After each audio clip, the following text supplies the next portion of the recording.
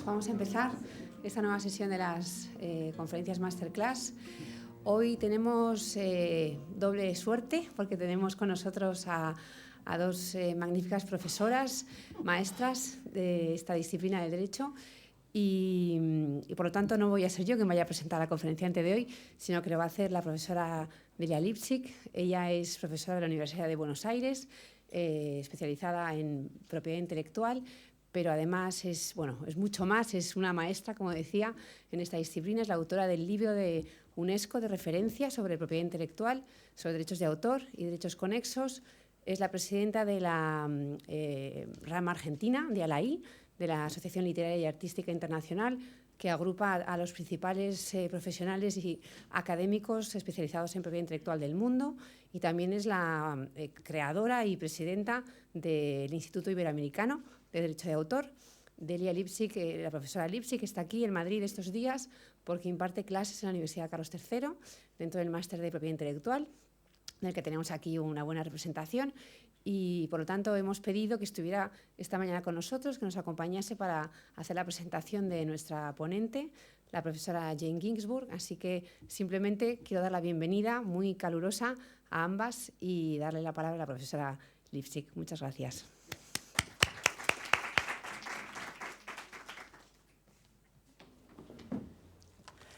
Muchas gracias, Adriana. Buen día. Presentar a Jane Ginsburg para mí es un placer y es un honor. La profesora Ginsburg es la titular de la cátedra. Vamos para atrás. No. Es la titular de la cátedra Morton Janklow de Derecho, no es de copyright, es de Derecho de la Propiedad Literaria y Artística en la Facultad de Derecho de la Universidad de Columbia, y es además la directora en la misma facultad del Centro de Derecho Kernokan sobre medios de comunicación y de arte. Enseña Derecho de Autor y Derecho de Marcas y Derecho de Autor Internacional. Cuando digo Derecho de Autor, y me refiero a la Universidad de Columbia, es copyright, pero para no lo digo en el equivalente en nuestro idioma. Y además es autora o coautora de libros sobre todos estos temas: derecho de copyright, derecho de marcas y derecho de autor internacional. Ella se graduó en la Universidad de Chicago y recibió el doctorado en la Universidad de Harvard. Y también hizo el doctorado en Derecho en la Universidad de París II.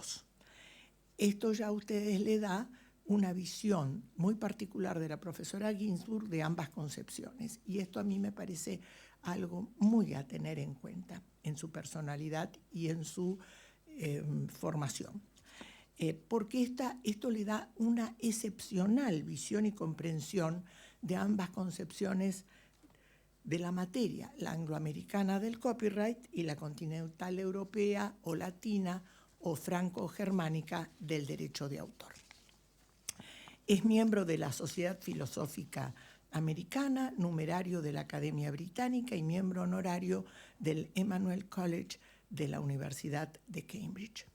Es presidenta del grupo estadounidense de la ALAI, que mencionó Adriana, la Asociación Literaria Artística Internacional, la más que centenaria asociación, y también es vicepresidenta de la asociación misma.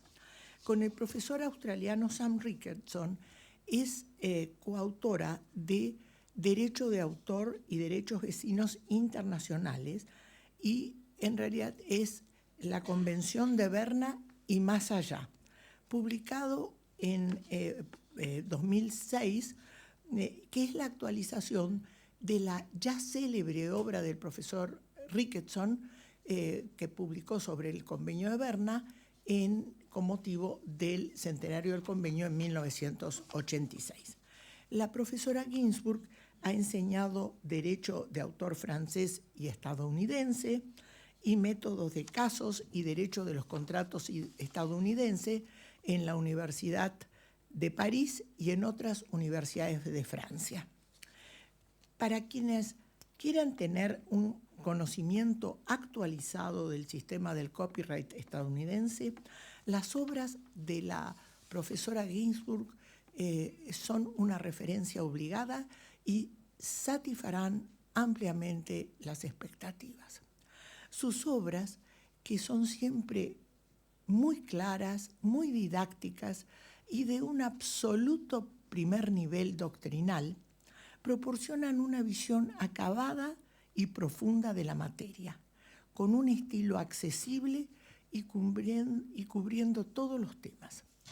Pero la profesora Ginsburg también ha abordado las principales cuestiones surgidas en las 2 últimas décadas, como la que es el tema de la masterclass de esta mañana, acompañando todos los temas que desarrolla con las decisiones de los casos más importantes. De esta forma, sus obras brindan una visión completa de la doctrina, los precedentes judiciales y las disposiciones legales, además de los debates sobre las cuestiones de política pública, desde los primeros y fundamentales hasta los que se dan actualmente, de forma que facilita la comprensión y el desarrollo del derecho de autor, insisto, en ambas concepciones, la angloamericana del copyright y la continental europea o latina del derecho de autor. Y todas estas menciones que he hecho es una síntesis tan apretada que he dejado afuera tantas menciones curriculares de la profesora Ginsburg que les diría que por mucho que haya abundado en esta presentación, ella es muy modesta y me está haciendo cara como que la presenté demasiado, es mínimo en comparación con con la pertenencia de la profesora Ginsburg a tantas instituciones académicas en Europa y en Estados Unidos, y también su carrera impresionante. Pero lo más interesante es escucharla, es escuchar su pensamiento en vivo y después tener el privilegio de poder hacerle las preguntas. Así que yo le agradezco muchísimo a Adriana que me haya invitado a presentar. Vuelvo a insistir, es un gusto y un honor, y a Jane que haya aceptado que yo la presente. Muchas gracias a todos. Jane, por favor.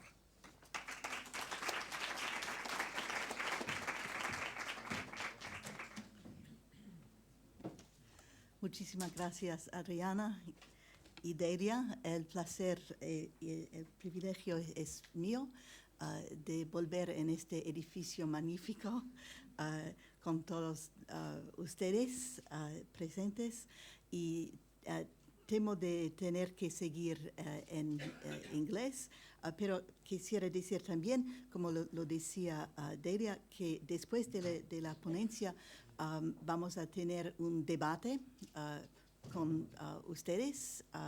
Vamos a cambiar la escena para perseguir hablando. Entonces, ahora en inglés.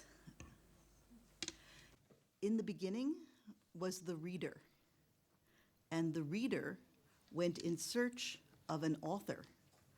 For the reader realized that without an author, there could be no readers. But when the reader met an author, the author, anticipating Dr. Johnson, scowled, "No man but a blockhead ever wrote except for money." And the reader calculated the worth of a free supply of blockhead-written works against the value of recognizing the author's economic self-interest. She concluded that the author's interest is her interest, that the public interest encompasses both that of authors and of readers. So she looked upon copyright and saw that it was good. This, in essence, is the philosophy that informs the 1710 Statute of Anne, the first copyright statute, and the 1787 United States Constitution's Copyright Clause. That provides Congress shall have power to promote the progress of science by securing for limited times to authors the exclusive right to their writings. In the Anglo-American system, copyright enabled the public to have a supply of good books, as Lord Macaulay said, and other works that promote the progress of learning. Copyright did this by affording authors the exclusive right to their writings, that is, a property right, giving authors sufficient control over and compensation for their works to make it worthwhile to be creative. Vesting copyright exclusively in authors rather than exploiters was an innovation in the 18th century. It made authorship the functional and moral center of the system.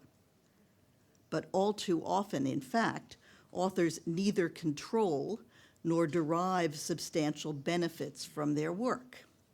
In the copyright polemics of today, moreover, authors are curiously absent. The overheated rhetoric that currently characterizes much of the academic and popular press tends to portray copyright as a battleground between evil industry exploiters and free-speaking users. If authors have any role in this scenario, it is at most a walk-on, a cameo appearance as victims of monopolist content owners. The disappearance of the author, moreover, justifies disrespect for copyright. After all, those illegally downloading youths, known present among the Carlos III students, I'm sure, aren't ripping off the authors and performers. The major record companies have already done the ripping off for them. Two encroachments, one long-standing, the other a product of the digital era, cramp the author's place in copyright today. First, most authors lack bargaining power. The real economic actors in the copyright system have long been the publishers and other exploiters to whom authors cede their rights. These actors may advance the figure of the author for the moral luster it lends their appeals to lawmakers, but then may promptly despoil the creators of whatever increased protections they may have garnered. Second, the advent of new technologies of creation and dissemination of works of authorship not only challenges traditional revenue models, but also calls into question whatever artistic control the author may retain over her work. I will examine both prongs of the pincers, and then will suggest some reasons for optimism for the future.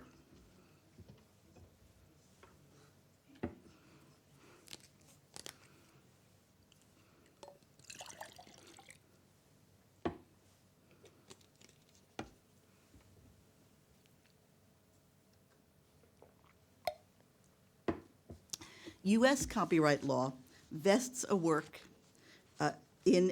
U.S. copyright vests in a work's creator as soon as she fixes it in any tangible medium of expression, that is, writes it down, records it onto tape or a hard drive or a flash drive.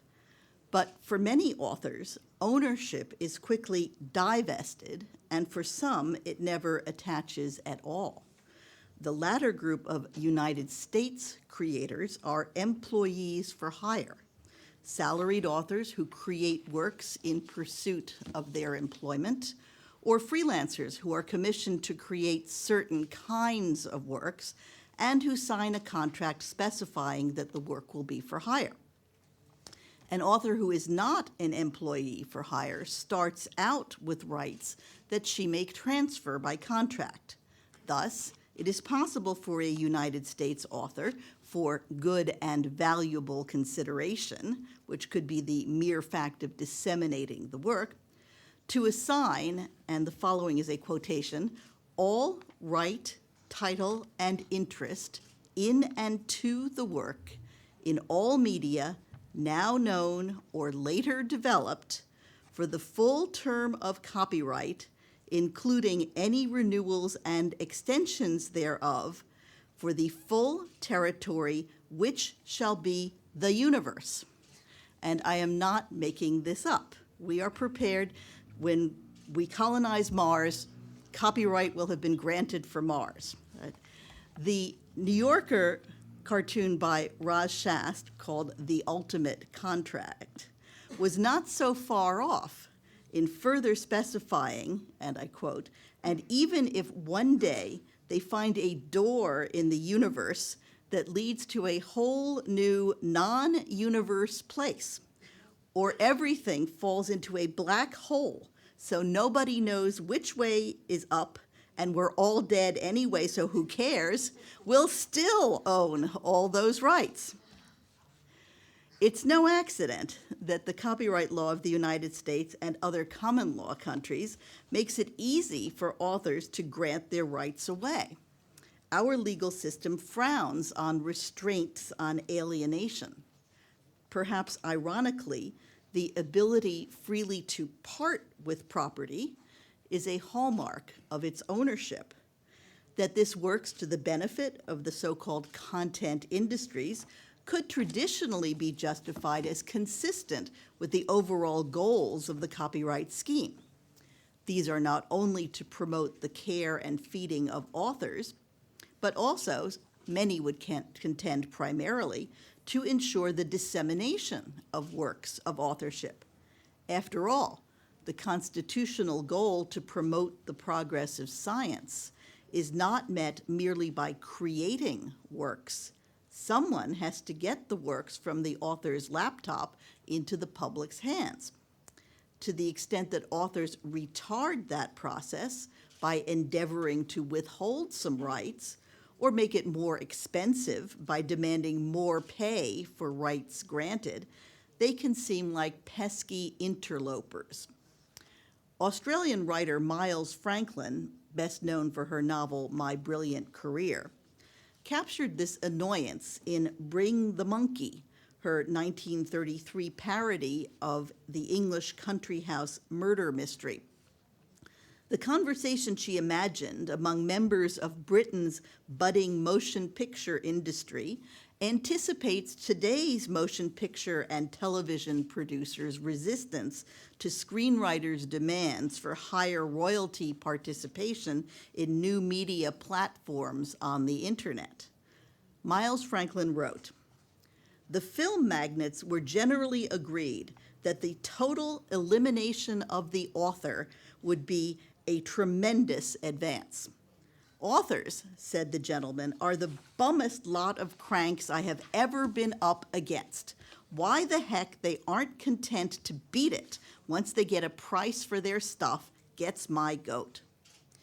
There was ready agreement that authors were a wanton tax on any industry, whether publishing, drama, or pictures. "I understand your point of view," the film producer said suavely. "That is why I want you to see my film. One reason. It has been assembled by experts in the industry, not written by some wayward outsider. And indeed, in the film, there was no suggestion of an author. Instead, the suave producer was listed twice as continuity expert and producer." A copyright law for continuity experts, also known as reality television coordinators, this is a vision to spur illegal downloading as civil disobedience. Let's strike a blow for authors by stealing from the corporations that fleece them.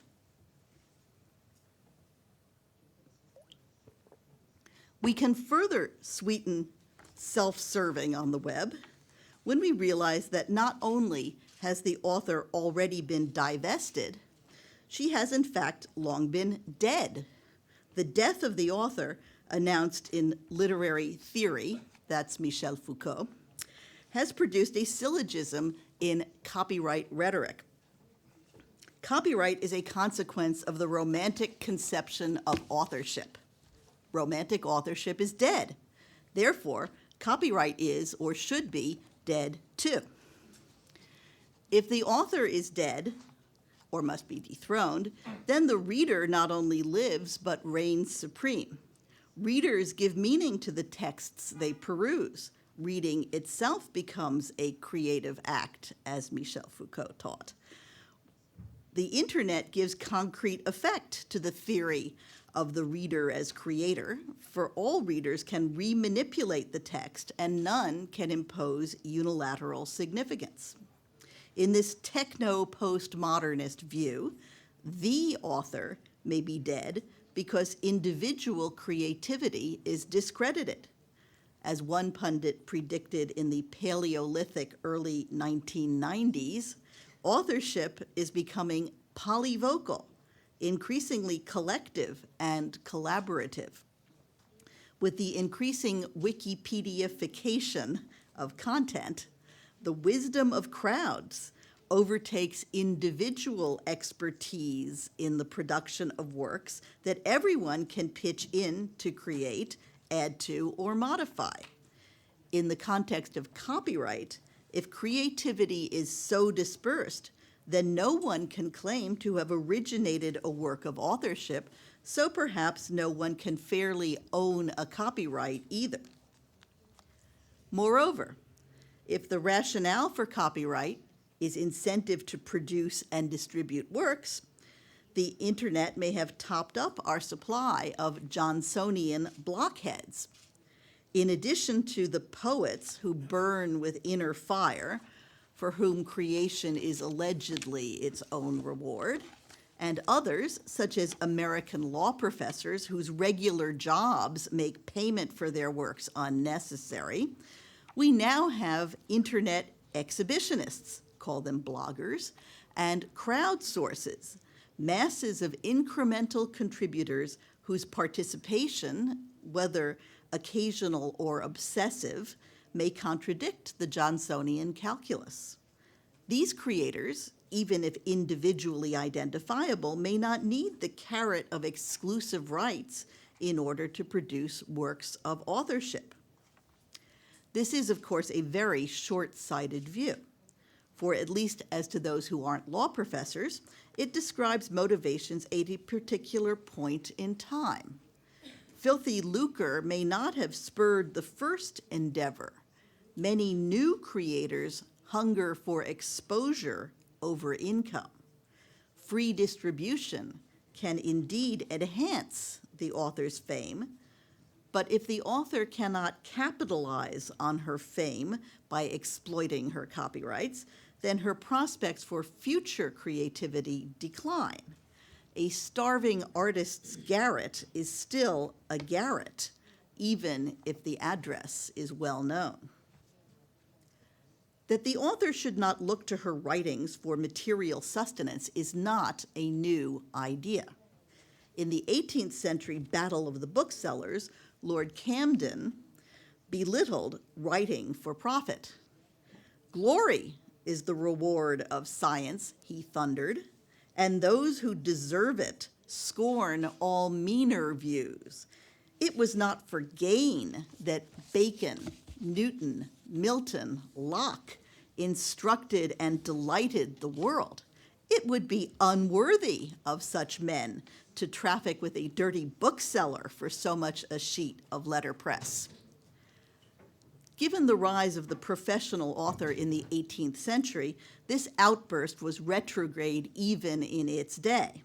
As the historian Catherine Macaulay then wryly observed, the unpaid bills of the sordid butchers and bakers are evils which the sublime flights of poetic fancy do not always soar above.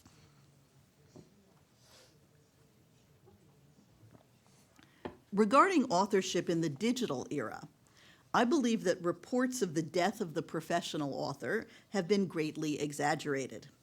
I doubt neither that the web vastly enlarges the number of people who commit acts of authorship, nor that digital media promote new kinds of authorship, from wikis to mashups to fanzines to kinetic graphics to blogs and beyond. Professional authorship will persist, I believe, whether because we still value individual genius, or at least expertise, and or because not all readers will want to be participatory all the time. Recombinant and instant authorship may or may not be passing fancies, but even in what one American scholar has poetically described as an environment filled with terabytes rather than trees, traditional authors, that is, creators who hope to retain authority over the markets for their works, also will seek to thrive. This group is composed of more than musty literary Luddites clinging to their quill pens. Digital denizens can feel proprietary about their works too. Moreover, today's amateur may become tomorrow's professional. For example, as bloggers and fan fiction writers become novelists, this may be the most famous example of that phenomenon, or write book-length nonfiction, or simply carry on in online endeavors that they succeed in monetizing. But for their creativity to persist, the writing and other creative trades must continue to furnish adequate remuneration. Innumerable author blogs attest to conditions too parlous to permit the luxury of unpaid intellectual labor. As my former colleague Jeremy Waldron put it, the author may be dead, but she still responds to economic incentives. The question for the future of copyright and for the author's place in it is how to make those incentives meaningful for creators. That question entails two others.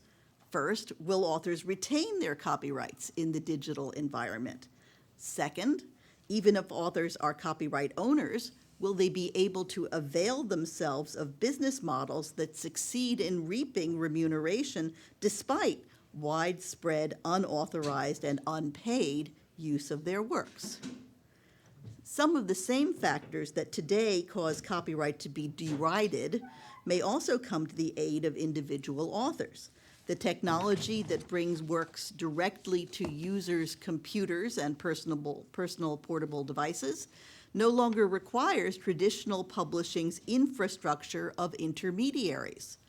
Techno-postmodernism notwithstanding, maybe every reader is not truly an author, but every author can be a publisher. At least every computer-equipped author can make her work directly available to her audience via the internet. But availing oneself of the means of distribution is one thing, making a living from the works one distributes is another, particularly when the media that empower authors also empower users to acquire and disseminate works for free. Moreover, not every author or performer will want to self-publish.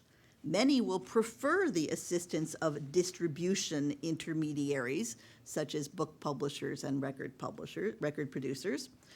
They want these intermediaries to attend not only to the production and distribution, which authors and performers might now do themselves, but also to provide the credibility, publicity, and most importantly, the advances that come from signing a publishing contract. To an increasing extent, every author can employ electronic copyright management and/or copyright management collectives to set the financial and other terms and conditions for access to and copying of her work. Or, more rudimentarily, she can make the work available without technological restraints and appeal to user generosity. However, as Radiohead and Stephen King discovered, passing the hat may prove a precarious strategy. Free distribution can, of course, enhance the author's fame, But if the author cannot capitalize on her fame by exploiting her copyrights, then she will not have made much progress. As a practical matter, the future of copyright for professional authors is likely to depend on the development of consumer-friendly payment and protection mechanisms. I am not sanguine about the non-copyright alternatives, most of which involve giving the copyrighted work away as a loss leader to get consumers to spend money on something else whose supply the author can control. This is sometimes called the Grateful Dead model. I sell my song for a song, but make you pay real money for the t-shirts that allow you to express your affection for my band. This assumes, counterfactually, that the demand for bundled goods or services is infinitely expandable. How many t-shirts can you have? And even more counterfactually, that it is applicable to all kinds of works of authorship. For example, the public may be willing to purchase some successful performer's allegiance goods, but who ever heard of the songwriter whose works the singer performs, much less would be interested in paying to blazon her name across his chest. Or bundling services with intellectual content may work well for software, for which helplines can be an essential adjunct, but I see less prospect for a post-sale warranty for a poem. Copyright is not just about getting paid. It is also about maintaining control, both economic and artistic, over the fate of the work. J.K. Rowling has chosen to end the Harry Potter series with The Deathly Hallows. Her copyright entitles her to keep Harry Potter from matriculating at medical school, or for that matter, turning into an axe murderer. Unless J.K. Rowling changes her mind, there will not be an 8th Harry Potter novel. On the other hand, Rowling is unlikely to succeed, even if she tries, in shutting down the innumerable websites in which techno-postmodernist fans, or detractors, are sharing their variously guileless or perverse versions of the series. For example, the Harry Potter fan fiction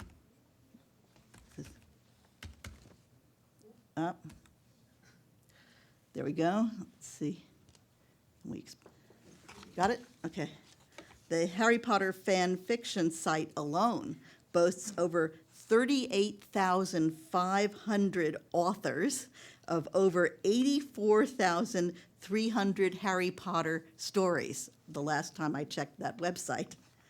But Rowling's copyright will cut off the commercial prospects of those stories, as her successful suit against the Harry Potter lexicon demonstrated. The author's place in the future of copyright, assuming copyright has a future, will not be assured until the full range of her interests, monetary and moral, receive both recognition and enforcement. Online micropayment and other systems for remunerating individual authors, including by means of collective licensing, albeit often embryonic, hold promise. But will these new means of remunerating authors, or for that matter, older business models, which while often divesting authors of their rights, also often afforded them an income stream, will these various means of remuneration remain viable in a digital environment in which paying for creativity increasingly seems an act of largesse? Most fundamentally, we need to appreciate authorship and to recognize that a work in digital form is a thing of value, lest the old adage that information, meaning works of authorship, wants to be free, presage works of authorship that don't want to be created. I would like to continue with, I said that I was going to be hopeful, and this didn't sound all that hopeful. Assuming the AV cooperates, which it is not. So I said that if authors are going to have a future, they need to own their copyrights. This is a website that we run out of Columbia Law School called Keep Your Copyrights, and it's all about authors' contracts. This is written with United States contracts in mind. The Spanish law is somewhat more protective of authors than the United States law is.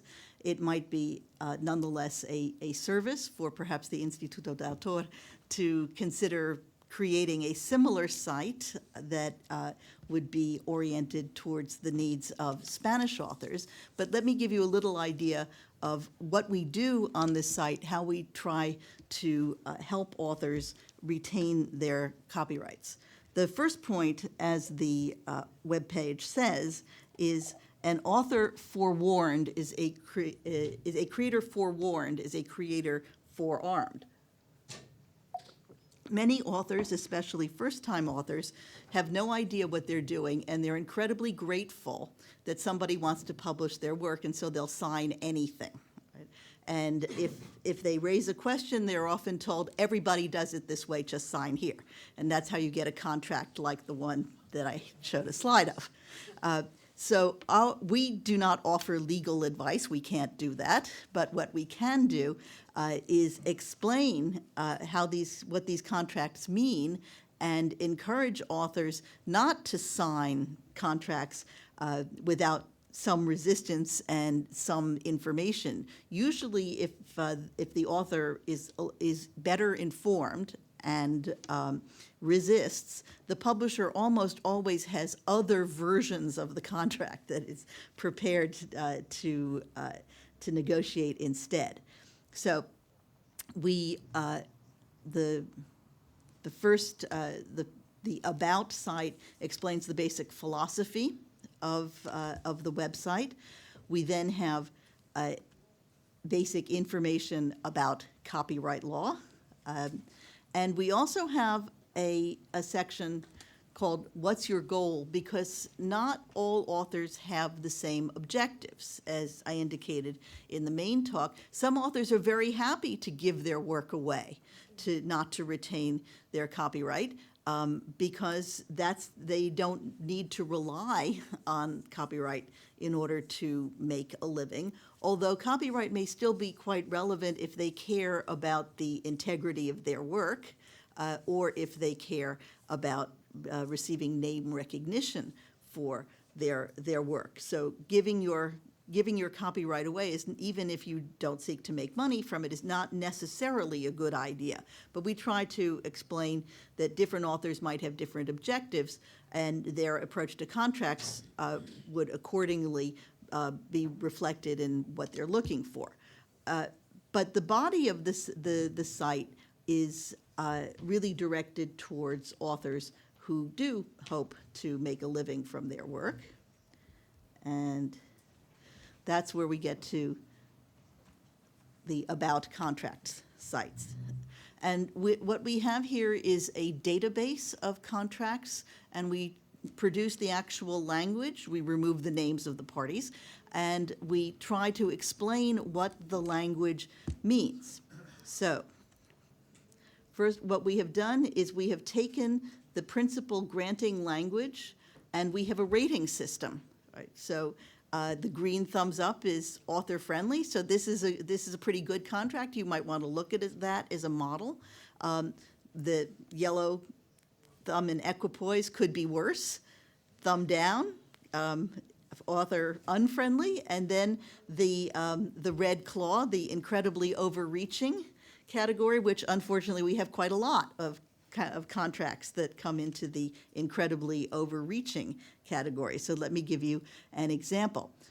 We have classified the contracts both by the type, what kind of creator are you? We've also classified the contract by what is the nature of the grant. Let's look at type of creator. Let's say, so we've got 33 contracts that concern writers. So here's the writer page, and so let's look at what is a really overreaching contract for a writer look like. right? So here is an example. And we give you, in gray is the actual contract language, and in white is the plain English explanation. And as you can see, it's not a very favorable contract, right? Because it says, the first paragraph means that the publisher will not pay the author for the rights the author grants. That's not a good start, right? And then the second paragraph means that the author gives up all her publishing rights, print, digital, audio, and any other media for the whole world for the full term of copyright. The publisher has the right to publish the work under its own name, but also under other imprints. Now, that's a very important thing to watch out for in a contract, because a contract, at least in the United States, will often say, you think you're signing with prestigious publisher, but the contract has a clause that says we can sublicense this to anybody, meaning that you thought you signed with a prestigious publisher, and maybe you were willing to give up a lot in order to sign with prestigious publisher, but the contract says that you can end up, in fact, being published by some publisher much less prestigious. So that's a totally bad deal. You don't want you want to get rid of that clause in the contract that says that the publisher can actually have anybody else publish under another imprint, and so forth. So I encourage you to take a look at this site, keepyourcopyrights.org, and perhaps this is a suggestion for the Instituto de Autor.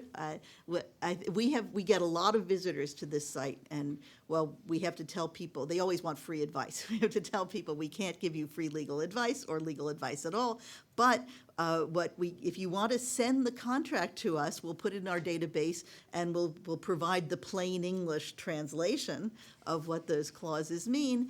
And by looking, I think the service that we provide is both to explain what this language means and what the consequence is if you sign something like that, but also to show that there are better contracts, those other icons, that there are contracts that have better language, and you can use that language as a model. And then when your publisher says everybody does it this way, you can say, well, actually, that's not true, because here is another example, a real contract, even if the names of the parties have been removed, but it's a real publishing contract.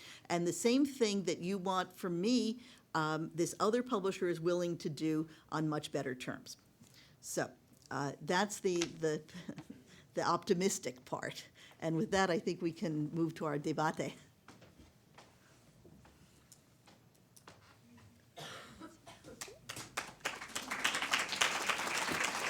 Mil gracias, Jan, por esta brillante exposición tan amena, realmente tan llena de humor, y de un humor muy, digamos, irónico, pero con un mensaje positivo. Con un mensaje positivo que hay que hacerlo, que hay que trabajar para que esa posibilidad de que el futuro sea positivo se concrete. Y realmente ha sido un gusto, como siempre, escucharte, como es un gusto leerte. Y como se ha ofrecido la posibilidad de hacer preguntas y de contestar, la profesora Ginsburg en lo posible lo va a hacer en español, porque como ustedes vieron, ella habla muy bien el español, pero bueno, tiene esa timidez que todos tenemos con el idioma extranjero que no practicamos habitualmente, así que queda abierta la posibilidad de hacerles preguntas. Y les digo una cosa, aprovechen para hacerlas, porque esta es una oportunidad muy grande que se nos abre. Así que, a ver, ¿quién se anima a romper el hielo? Ahí, muy bien, una valiente. Adelante. Yo le diría que... ¿En español? En español y que se identifique si es tan gentil Vale. con el nombre y alguna pertenencia. Vale. Mi nombre es Briseida Jiménez y trabajo en el Departamento de Internacional Privado de la Facultad de Derecho de la Complutense. Me gustaría preguntar, dos preguntas. Una tiene que ver con el concepto de copyright estadounidense, porque no me ha quedado claro si incluye el moral right o no, porque en principio tenía entendido que no lo incluía, pero usted ha dicho que cuando se deshace de ese derecho de copyright tampoco se le puede reconocer como autor, y eso me parece un poco raro. No sé si es porque yo no tengo mucha idea del derecho estadounidense. Y en segundo lugar... Paramos con la primera pregunta, voy a contestar y después tomamos la segunda pregunta. Voy a contestar en inglés. Okay. So, moral rights. As the Carlos III students know, moral rights are almost inexistent in the United States. The way to enforce moral interests is through the economic rights of copyright, which is why I said owning your copyright is important, because if you are a copyright owner, then you can contractually oblige your publisher, your commercial partner, or your non-commercial partner to respect the integrity of your work and to recognize your name. There is no right outside of contract to name recognition in the United States copyright law, apart from a very small category of works of visual art. But in general, there is no attribution right. So the attribution is achieved by contract, not by law. So it is not, it is a law, it is a right that is opposable against the parties to the contract, but not the whole world. And with respect to the integrity of the work, that can come under one of the economic rights, which is the exclusive right to do or to authorize the making of derivative works. A derivative work is defined as any way in which the work can be recast, transformed, or adapted. So that suggests that changes to the work are controlled under the derivative work right. So if the author retains the derivative work right, the author can prevent changes to the work. But if the author has not retained the derivative work right, or indeed if it is a work made for hire and therefore the creator is not the statutory author, therefore has no rights in the work, then there is no means of protection of the integrity of the work. So any moral rights that we have are essentially indirect through exercise of the economic rights. Okay. ¿Y la segunda pregunta? Muchas gracias. La segunda pregunta, el ejemplo que usted ha puesto con respecto a los contratos, que el autor tiene, si tiene conocimiento, tiene mayor poder de negociación. Pero el caso, por ejemplo, en el que sea un contrato a través de Internet para crear una página web donde teóricamente esa página es gratuita, eso sí, tienes que ceder todos tus derechos habidos y por haber que cuelgues en esa página, ¿hasta qué punto llega ahí el poder del negociador, del autor o del creador que quiere colgar su contenido en esa página web? Porque las cláusulas son como las cláusulas de adhesión, pero no veo yo ahí mucho poder de negociación. Entonces, y precisamente son páginas web americanas, ¿no? Entonces, un poco hay orientación en ese aspecto. Gracias. Right. Okay, that site, the Keep Your Copyright site, has an explanation about websites that says exactly what you just said, which is the Keep Your Copyright site is built on the assumption that there is some kind of negotiation possible. So even if the publisher, by which I mean the distribution intermediary, presents you with a form contract, you don't have to sign that. You can negotiate.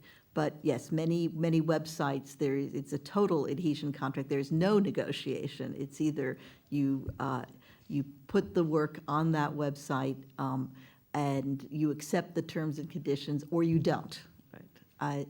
Now, this is not entirely true. It's basically true, but there has been some resistance, notably with respect to YouTube, whose practices are,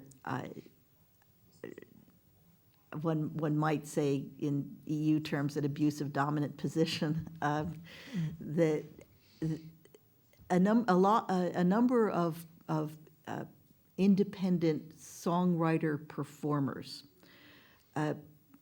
put their work up on a more limited distribution site called Bandcamp, but there are other similar ones where they have a closer relationship to their fans, and in effect, they are giving a more limited audience the first exposure to the work, for which the more limited audience pays, and they don't want to put their work onto YouTube until after in effect, the first audience has had an opportunity on a more exclusive basis to come into contact with the work.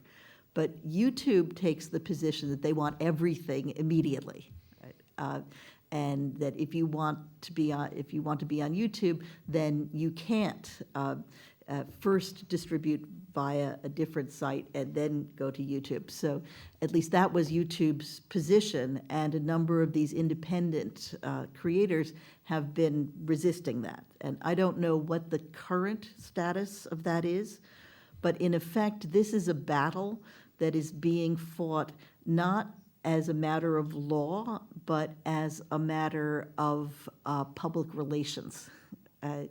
And if the public relations are bad enough, because enough creators collectively, not just individually, push back, then YouTube may be compelled to change its policies. That's not a matter of law. That's just that YouTube will recalculate its self-interest and determine that perhaps it should be more flexible and allow the composers and performers to make their works available in a more staged or successive form of release, in order to have that first contact with a more personal fan base and then a broader contact.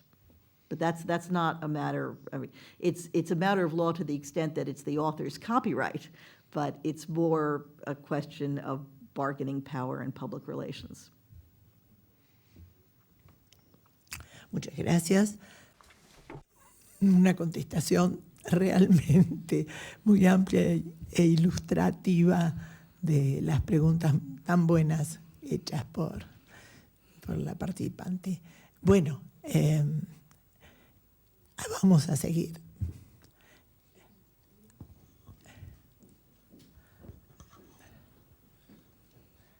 Buenos días. En primer lugar, muchas gracias por la brillante exposición. Mi pregunta tiene que ver sobre un informe que se publicó el mes pasado por la Copyright Office acerca de la correcta o incorrecta implementación del derecho de puesta a disposición en Estados Unidos, derivado de o por posible incumplimiento de los tratados del 96 de OMPI. Grosso modo, a la conclusión que parece llegar, si no me equivoco, es que los derechos ya existentes, en especial el de distribución y comunicación pública, son capaces, digamos, de cubrir esos actos de explotación que entrarían dentro del concepto de puesta a disposición. La pregunta es si usted está de acuerdo con ese informe, o si cree que, por el contrario, el derecho de puesta a disposición debe implementarse literalmente o con una redacción similar al de los tratados del 96. Muchas gracias. Okay, this is going to be a long answer in English. because I don't know how much everybody else in the room knows about the problem. Right? So I'm going to start in 1996 with the negotiation of the WIPO copyright treaties and the articulation of the making available right, the right for members of the public to access a work from a place and at a time selected by the member of the public.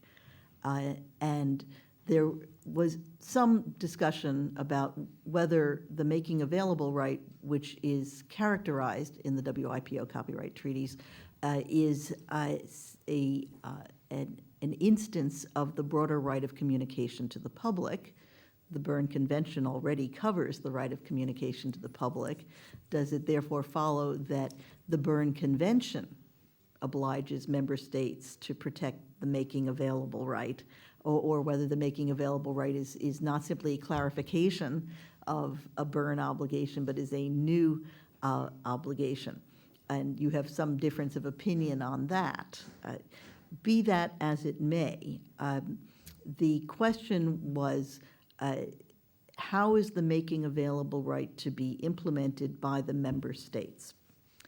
And the Deputy Director General of WIPO at the time, Dr. Mihai Fixor, came up with something that came to be known as the so-called umbrella solution, by which member states could implement the making available right either through a general right of communication to the public, through a specific right of making available as a subset of the right of communication to the public, or as a combination of the right of public performance and display by means of transmission and the right of distribution by digital media.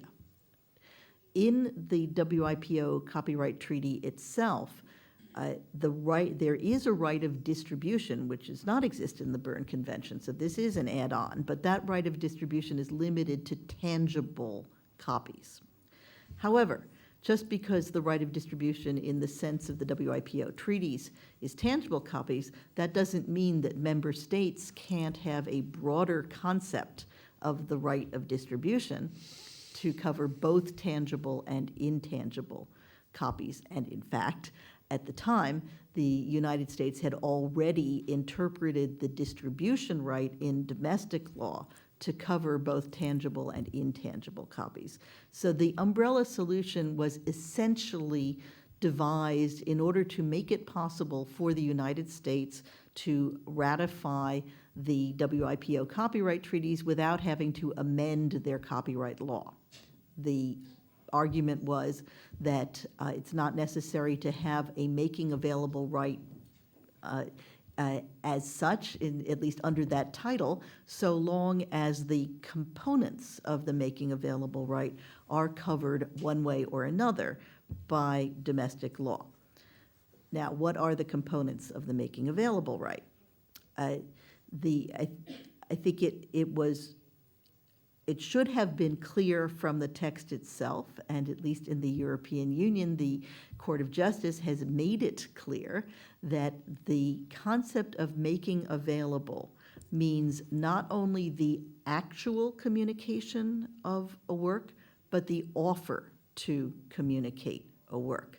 That is very important, because when the WIPO copyright treaty was negotiated in 1996, we already had websites from which the public, members of the public, could access in order to obtain a communication of the work, whether by means of a download or by means of a stream. But the act of making available is just having the work on the website, offering the work to the public, to say you have the possibility to access this work from our website. That is the act that triggers the making available right. It is not necessary to prove or indeed to have had happen a actual communication of the work from the website to the requesting user. Now, that proposition was confirmed in the Svensson case in the EU. Many people think about Svensson just on the question of whether or not linking is a communication to a new public.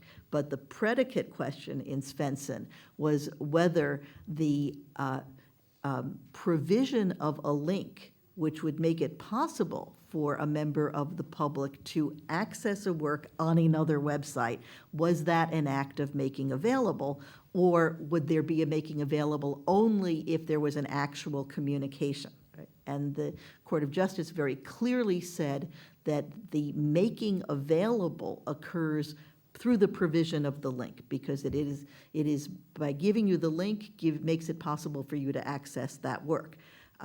However, as you know, the court went on to say it's a making available, but it's not a communication to a new public. So there's no violation. But the front end is very important.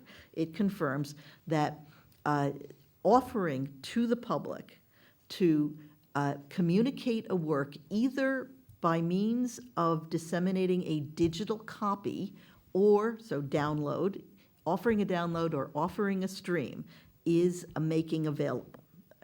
So the components of the making available right are that you are offering, you can also be actually communicating, but it's not necessary to actually communicate, it suffices to offer access to a work by means of either a download, so you end up with a copy, or a stream. Okay, so you think of four boxes here.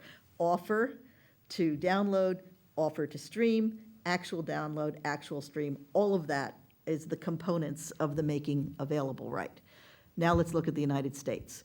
There was not too much doubt that our public performance right covered the offering, because it was written, indeed the WIPO Copyright Act's language is inspired by the language of the United States Copyright Act, which was written as early as 1976 in anticipation of on-demand transmissions. So an on-demand transmission, both the actual transmission and the offering of the transmission are covered by US copyright law. But that's only on the public performance or public display side, i.e. the streaming side. Where there was more ambiguity in US law, as it turned out, was on the distribution side. No doubt that actually communicating a digital copy comes within the distribution right. Where some courts were uncertain was whether offering to communicate a download was also a distribution, an act of distribution. And the Copyright Office's report goes through all the authorities and says that the better view is that not only actual distribution of a digital copy, but also the offer to distribute a digital copy is an act of distribution. And in that case, we have all four of those boxes covered. That may be optimistic. The confusion in the courts is at the first level. We have no appellate court decision on this. So the Copyright Office's interpretation is worth at least as much weight as those trial court determinations. The Copyright Office also applied a technique of interpretation, which I think is a correct one, which is to say, if there's any doubt, in the case of ambiguity as to our domestic law should be interpreted in light of our international treaty obligations. We ratified the WIPO copyright treaties, so we represented that we did cover the making available right. If there's any doubt about that, we should interpret our domestic law consistently with our international obligation. So the Copyright Office uses that principle of interpretation as one of its bases for concluding that our law as currently written does sufficiently cover all the components of the making available right, and therefore it is not necessary for Congress to amend the Copyright Act in order to create either a communication to the public right or a specific making available right. Does that answer your question? Muchas gracias. Muy claro, muy completo realmente. Ha sido una muy buena pregunta y una respuesta exhaustiva, les diría. ¿No es cierto? La doctora Adriana Moscoso tiene una pregunta. Muchas gracias. Hago la pregunta en castellano. Bueno, muchísimas gracias, Jane, por una conferencia, como siempre, tan clara y a pesar de que son temas que estamos constantemente escuchando, da gusto ver cómo, gracias a ti, como que se colocan en su sitio y nos ayudan a entender mejor todo lo que está pasando. Yo me quiero quedar con una frase de toda tu conferencia para hacerte una serie de preguntas que no sé si tienes respuesta realmente para ellas.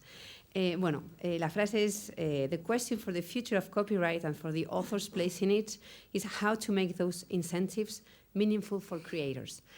En el contexto actual, el mercado digital, que llevamos ya muchos años viendo crecer y que se está convirtiendo en la primera fuente de ingresos, debería por lo menos, aunque no lo sea hoy, pero tiene que ser la primera fuente de ingresos para los autores, puesto que estamos yendo a un modelo de negocio en el que cada vez hacemos muchas más transacciones a través de Internet, y desde luego hace ya mucho tiempo que mi generación, pero desde luego las que son más jóvenes, no compran un solo CD, sino que todo accedemos a través de Spotify, de YouTube, de Netflix, etcétera, etcétera. Y hoy en día hay un gran problema, y es este que tú has identificado, de que ese principio que se consagra en la Constitución de los Estados Unidos y que ya viene pautado por el Estatuto de la Reina Ana, de que el autor tiene que recibir una retribución proporcional, justa, que le permita seguir contribuyendo al enriquecimiento de todos,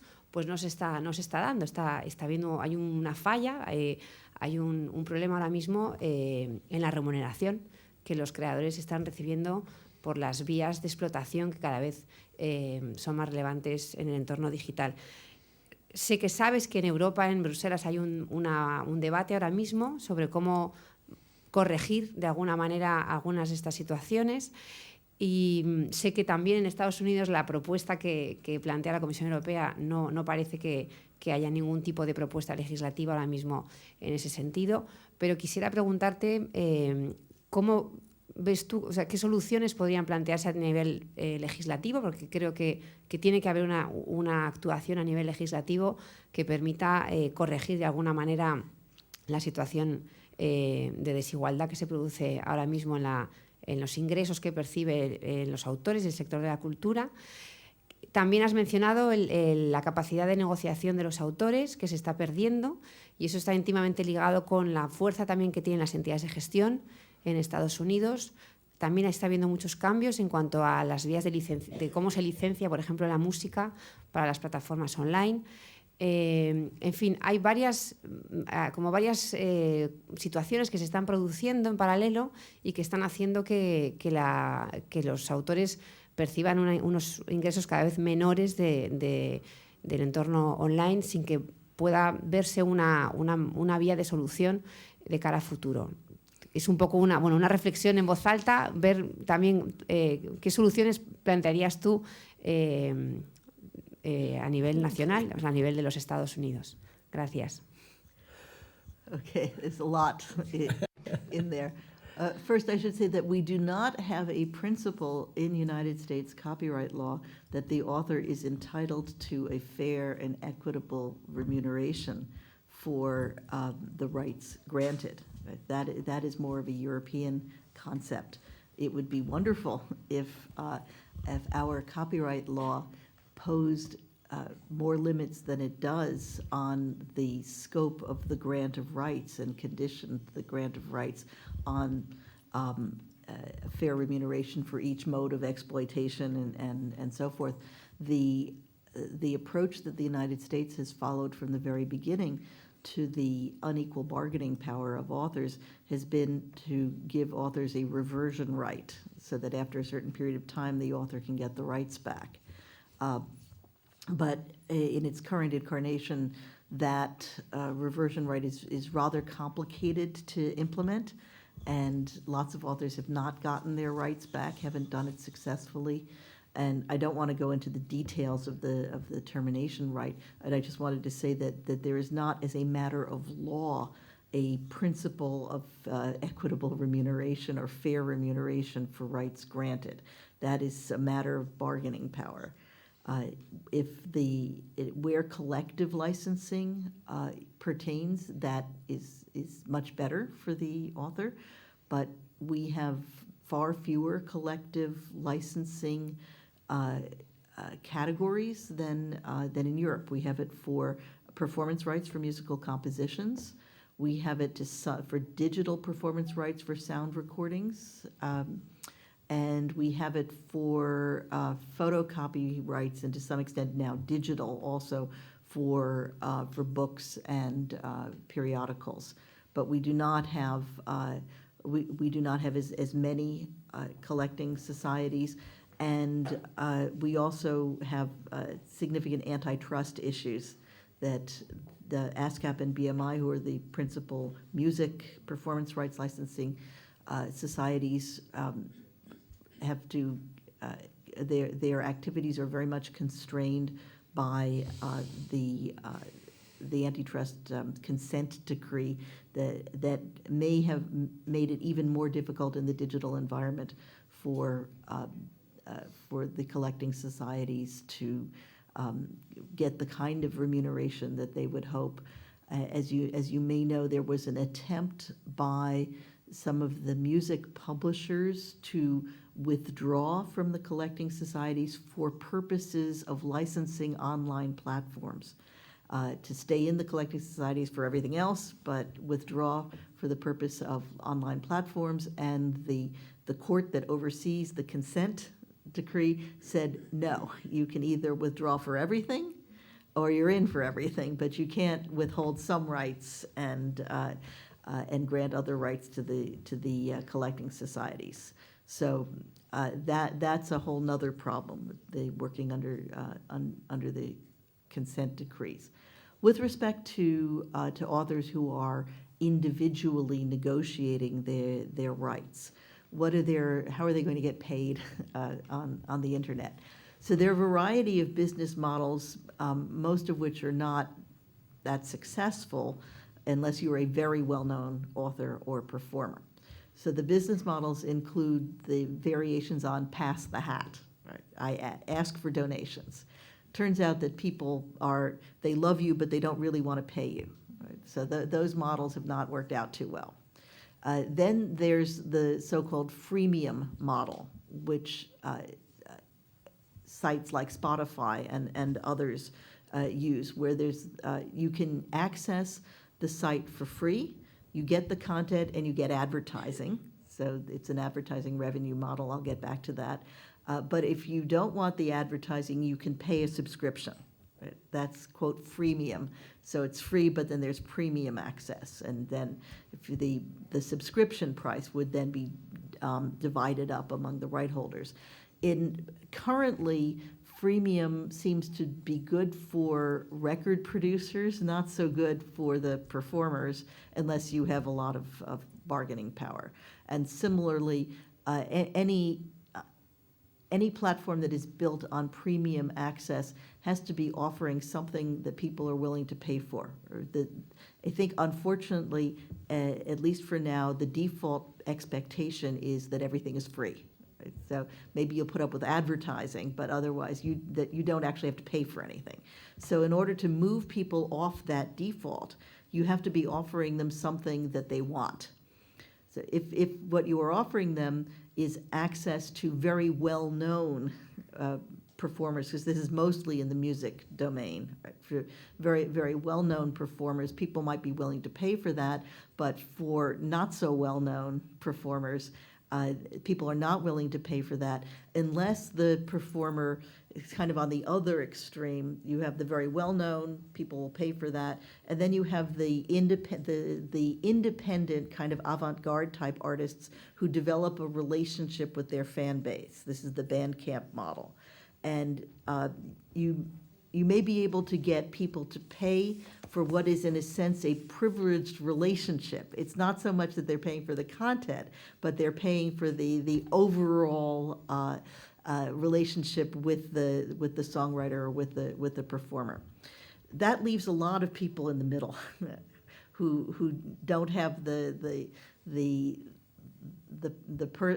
personalized relationship and don't have the big name. So these models they're good for some, but they're not necessarily quote unquote scalable to everybody. So how else can you make money if you can't persuade people to buy content? There is advertising, and that's where the big negotiations and stress comes with the platforms, because YouTube makes lots of money from advertising. YouTube makes more money if it can modulate the pricing of the advertising to the appeal of the content. This is their content ID system.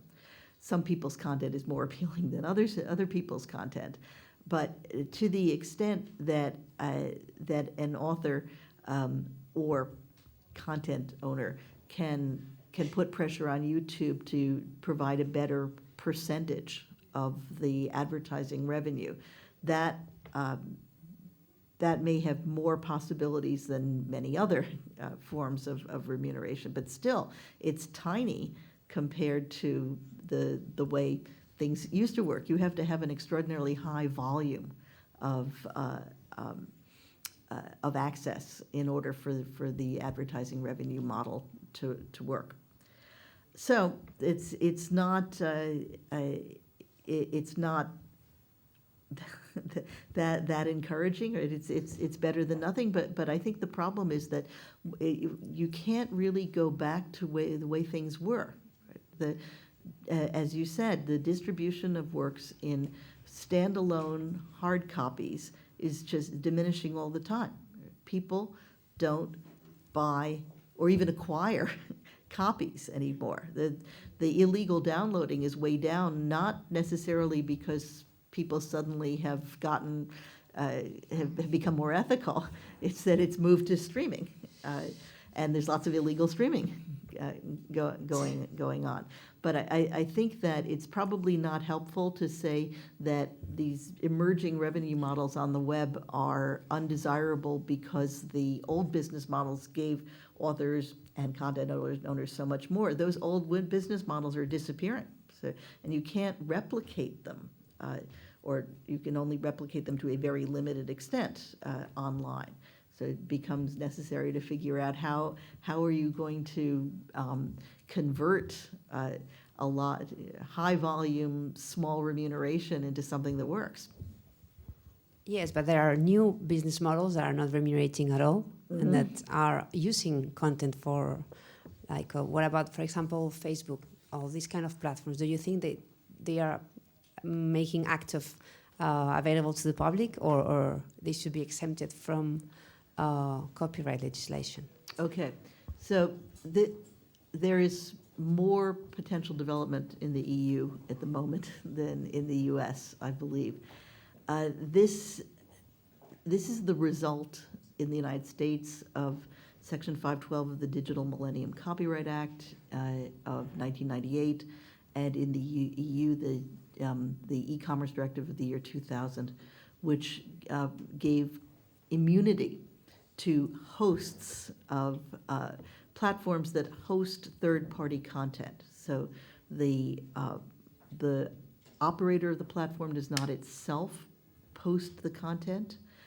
Third parties post the content. And in that case, if the operator responds expeditiously to a takedown notice, the operator has no liability. This has indeed enabled the development of extremely successful business models built entirely on other people's content. But because the platform is supposedly not originating the content, is only hosting the content, even though the platform may be doing various manipulations that I would say make it somewhat less neutral with respect to the content than may have been envisioned in the year 2000, that is a problem. There is, the phrase here is value gap, right? That there are very, very successful business models that certainly are making works available to the public, but it doesn't matter because they have an exemption. The question is not whether what they are doing would be an act that is covered by the author's exclusive rights. It is. It's just that it doesn't matter because there is an exemption that comes in and excuses those platforms. So I think the issue is not reforming or revising the making available right. The issue, which is politically much more charged, is going back to not the InfoSoc directive, but the e-commerce directive of 2000, and acknowledging that the consequence, there may have been somewhat unintended consequences of a legal regime that allowed an extraordinarily successful business model built on other people's copyrighted works to develop without having to pay a cent to the copyright owners. A los propietarios de los derechos. Muy buena la pregunta, pero muy buena la respuesta. Qué compleja la situación, qué difícil llevarla adelante, porque el tema es la posición negociadora y no se puede salir de eso. Y eso es lo que está marcando una brecha que es insostenible. Para mí lo hizo es decir, en el principio fue el lector, en el principio fue, se puede decir, el usuario, pero necesita música, ¿hasta dónde se sostiene un modelo yo diría tan injusto? Me atrevo a decir, realmente. Me atrevo porque tengo la convicción. Es un modelo injusto.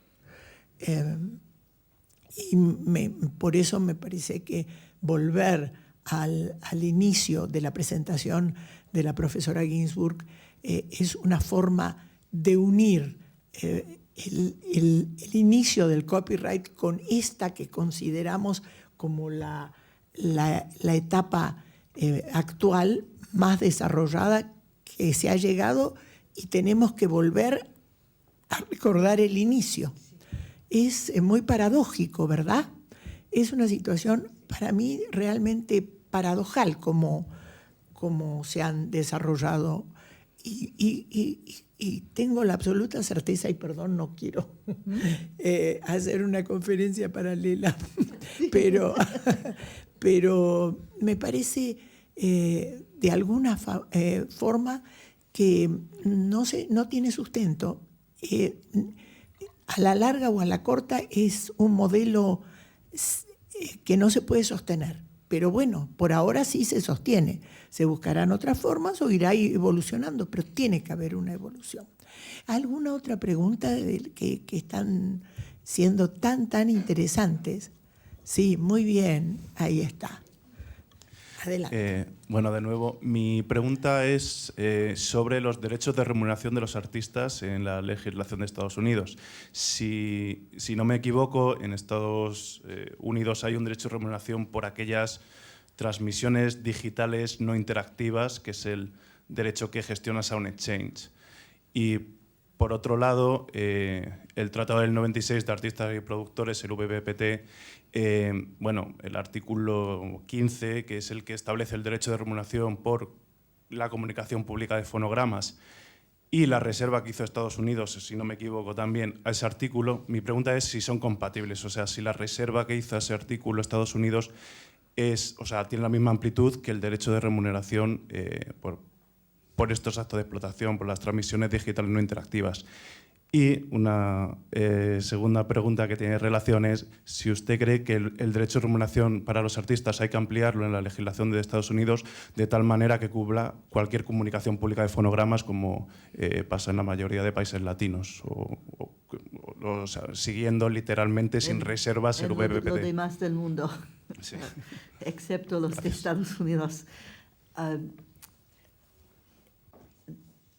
As the students from Carlos Tercero know, because we talked about this in class 2 days ago, the right of public performance by transmission for sound recordings is limited to digital. So we do not have a right of public performance for sound recordings for regular broadcasts, for over-the-air broadcasts, and we do not have a right of public performance in sound recordings for sound recordings performed in a place where the public is present, as opposed to by transmission, and that there is no principled reason for this. It is purely the power of the broadcasters. But we do have a digital public performance right, and it is divided into to performances that are interactive on demand, which come with a full exclusive right, and to non-interactive, so streaming, for which there is a compulsory license.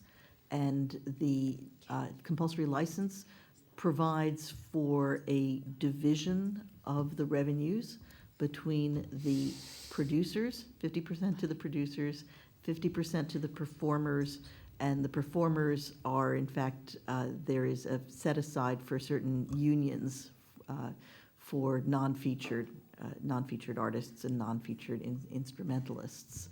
And Sound Exchange, which is a kind of collecting society, administers the payout of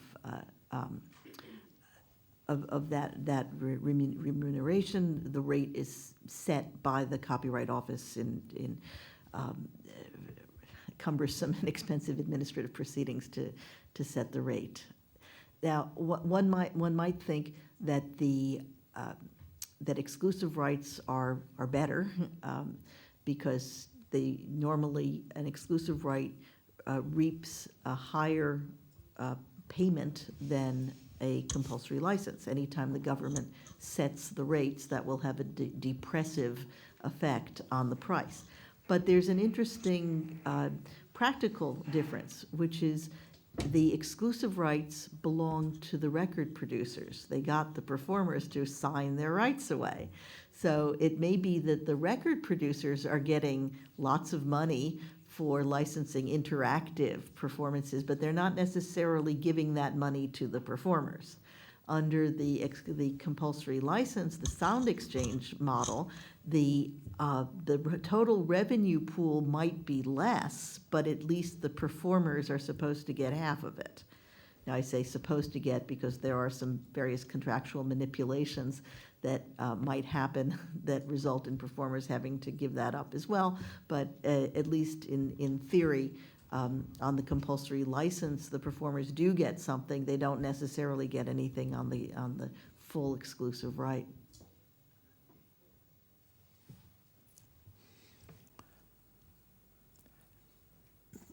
Eso es, esto último que dijo la profesora, es, digamos, algo que funciona así exactamente en Estados Unidos, donde hay una cantidad de figuras legales, como ella explicó, que es los autores for hire, que no existen en las legislaciones del área continental europea.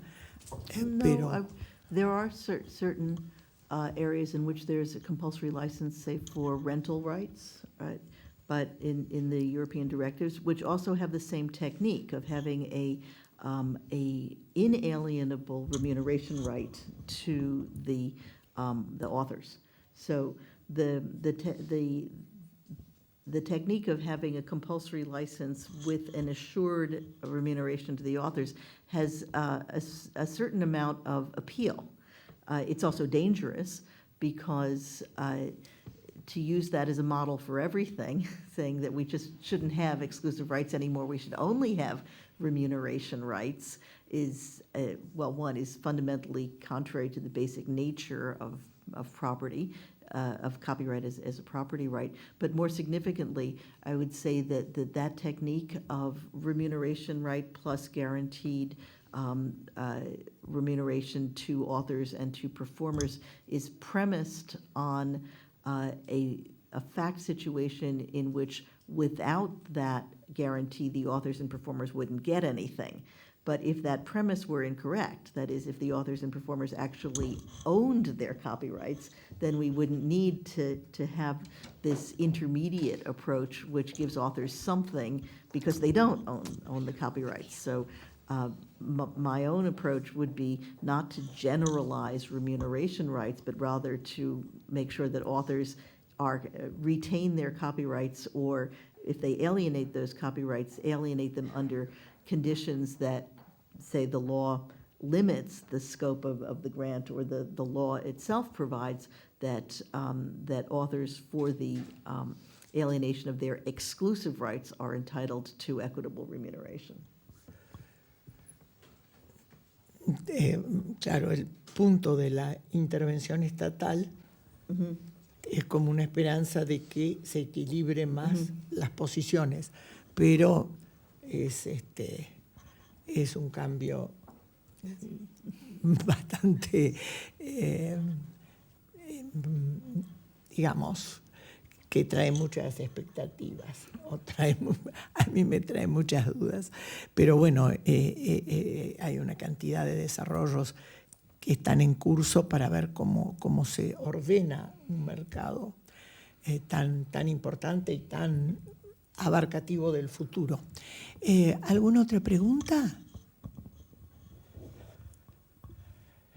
Estamos de todos modos llegando a la hora límite de la masterclass, el término previsto, empezamos muy puntuales y bueno, no nos queda más que volver a agradecer. Yo les agradezco muchísimo a los asistentes, su asistencia por empezar, y las excelentes preguntas y cómo enriquecieron esta segunda parte de la masterclass, dándole la oportunidad a la profesora Ginsburg de complementar tan brillantemente como lo señaló Adriana, su exposición, que fue realmente, como se dice, una gozada.